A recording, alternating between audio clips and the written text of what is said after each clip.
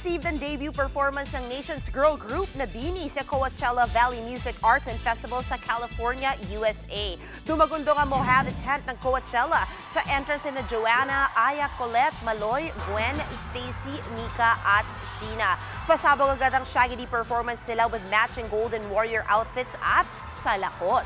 Siyempre, hindi rin nawala ang karera, salamin-salamin, cherry on top at ang record-breaking na Pantropiko. Sunod na magpo-perform ang BINI sa April 18, Manila time sa second weekend ng Coachella. Bukod nga sa BINI, may isa pang Filipina na nag-debut sa Coachella stage. Siya po ang leader ng global girl group na si Sofia La Forteza. Wow!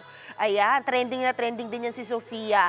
At alam nyo ba, marami na rin pong Pinoy at mga syempre half Pinoy sa nag-perform sa Coachella nitong mga nagdaang dekada. Nariyan sina Apple D. App, Nicole Scherzinger, si Her, Sawiti, Olivia Rodrigo at napakarami pa pong iba. Patunay po na world class talaga ang talento ng mga Pilipino.